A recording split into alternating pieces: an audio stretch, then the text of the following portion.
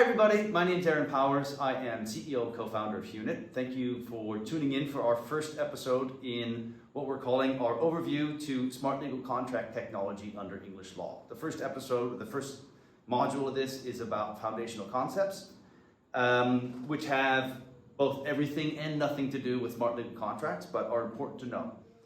Unfortunately, we have to do a little bit of legal notice here. The guidance provided here today is Hunit Ltd's alone. It does not have any binding effect on solicitors, the Ombudsman, courts, or the Solicitors Regulation Authority.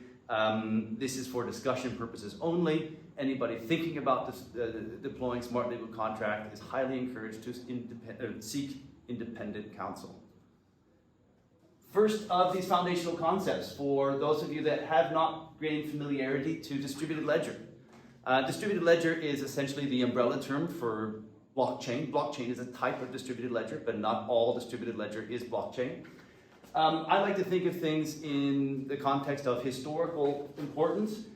We have single entry accounting. That was the Fertile Crescent, Mesopotamia's great innovation, or one of their great innovations in the 3rd millennium BC. Double entry accounting, of course, that was the Medici family in Florence during the Enlightenment. N-entry accounting, where essentially everybody gets a copy of the ledger. That was January 3rd, 2009, with the start of Bitcoin. Now, the question is, what does that really, or how does blockchain work? We have what's called the Genesis block, which is the oldest data historically on a blockchain. And as new data is generated, at each step, a new data payload or new block is formed, and then something called a hash is created of previous data. We'll get to that, what that means in a second. And as time goes on, these blocks are added in a chain, hence the name. Now, an important concept here is called a hash. A hash is essentially an algorithm that is run on data. It doesn't matter if it's encrypted. It doesn't have to know what that data actually means. But a hash is an algorithm that will always result in the same alphanumeric code or result every time you run it on the same data. But if there is any alteration at all, one single byte of data is changed, then that hash results in something different, which means that as each hash is a hash of the previous data inside the blockchain, that any attempt to alter any information in the blockchain results in every subsequent hash basically resulting in a different number, which then alerts the network to the fact that there has been an attempt to alter it, and if everything works correctly, will autonomously reject that change. Now, what did we get with Bitcoin that we didn't have before? And that's a key question here, which is it created the possibility for a unique digital object. Everybody knows that it's nearly impossible at a systematic level to prevent a perfect digital copy of things being proliferated on the internet. I think there's plenty of celebrities that wish that wasn't the case.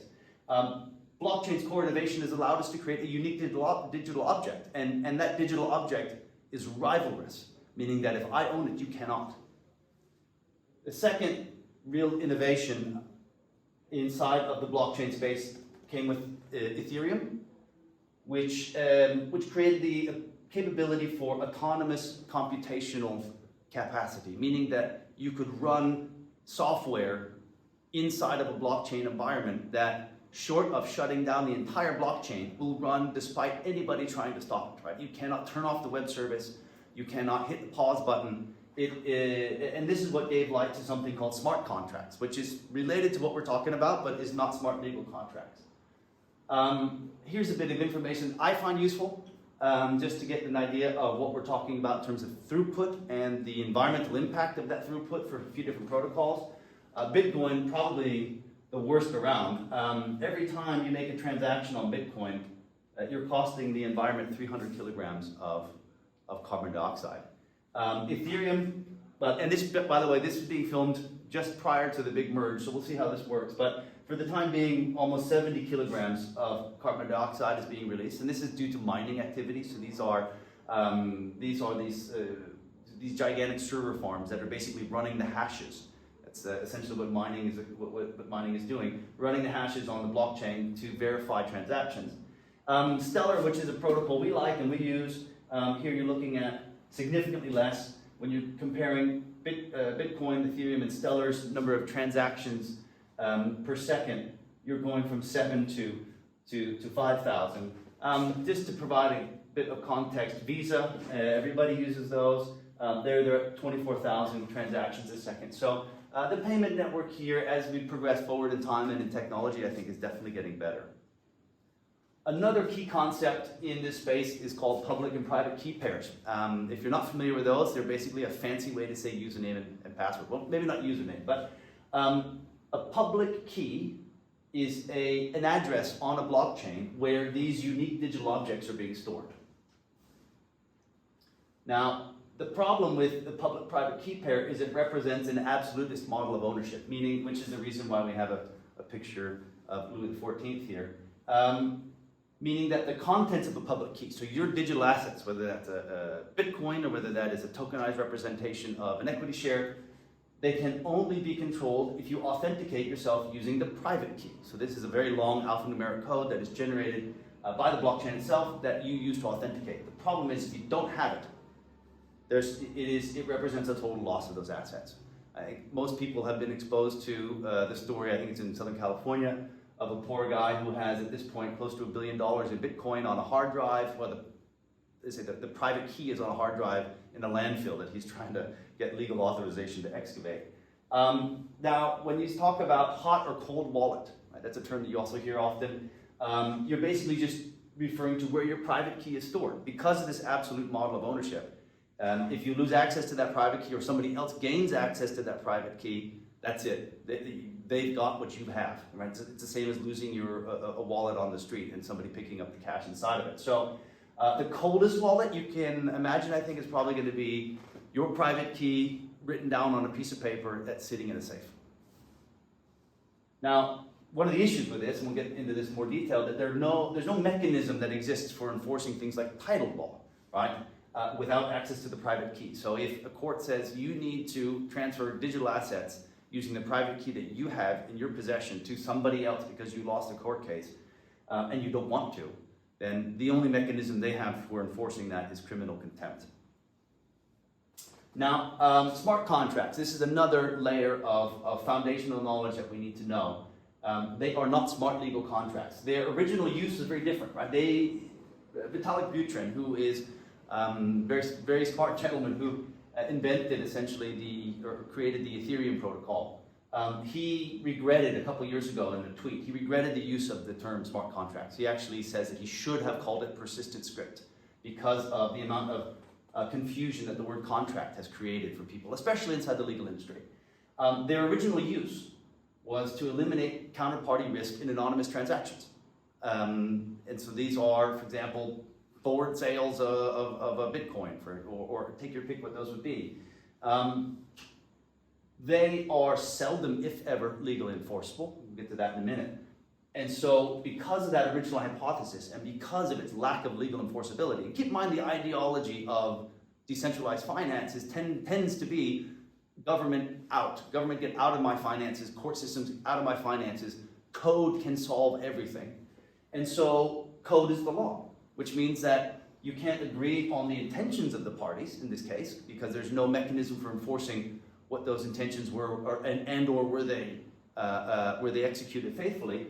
But the law, so then the code itself becomes a law. You have to agree on the explicit syntax being used in a smart contract. Otherwise, you cannot be certain that it's going to execute correctly. Second thing is they need to be fatalistic, meaning that the moment you start them, they cannot be stopped until they reach their endpoint.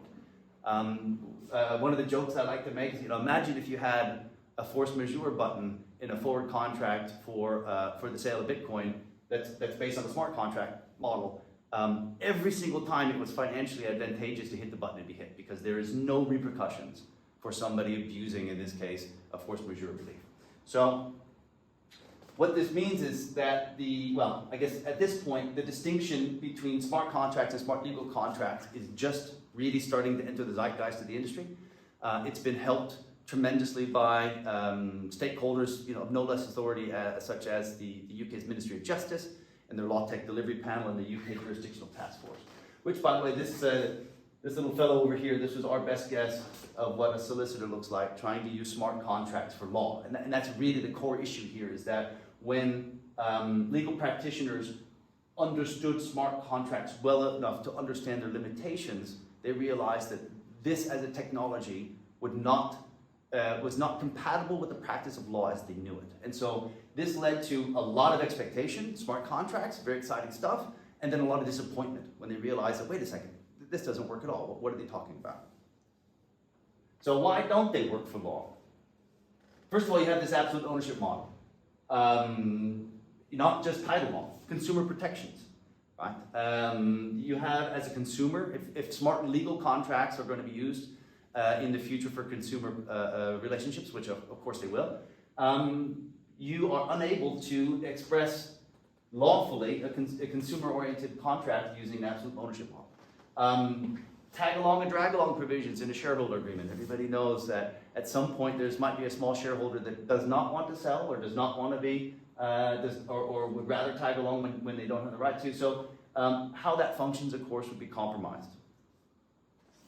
Counterparty awareness and control. Smart contracts were, of course, created for dealing with pseudo-anonymous transactions. I don't know who's on the other end of that Bitcoin.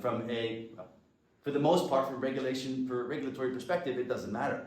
But when you get into other types of uses, it matters a lot, right? You need to have an understanding. Who is it that I'm dealing with? Have they passed KYC? Have they passed AML? Are they accredited as an investor?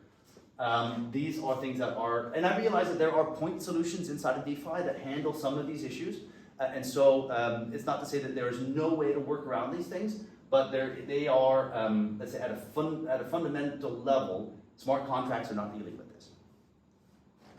They also express an incomplete record of a legally binding relationship. Right? It's not clear. Have the parties intended to create an agreement? The intentions of the legal parties around creating legal relationship, of course, on a code-based smart contract, becomes challenging for a court to interpret. You can make the argument that these are not valid expressions. In fact, there was a great example of Polychain Network, I think it was. I guess as of the recording of this video, 9 months or a year ago, I had $600 million lifted from a faulty smart contract. There was a problem with the code that nobody recognized before a bad actor did. They tried everything they could to get that money back, using threatening litigation and all the rest of it.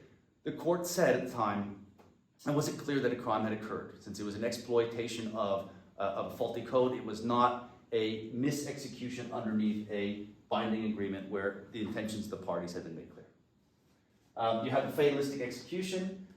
You have courts have a guaranteed right to be able to rectify an agreement that is either illegal or functioning contrary to law, or which they feel is patently unfair.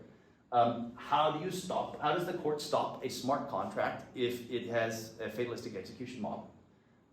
Force majeure is another great one. Jumping back to our agreement our example a second ago. If you're doing a forward sale of Bitcoin and you abuse a force majeure relief, then you can and should expect to be sued for that. Under smart contract, not possible. The ability to amend. We all know that as well, contracts are continually amended over the course of relationships. In some cultures more than others, but nonetheless, this is something that the parties should be able to decide that the agreement they signed last year or 2 years ago no longer fits the relationship as they have today. Let's change this.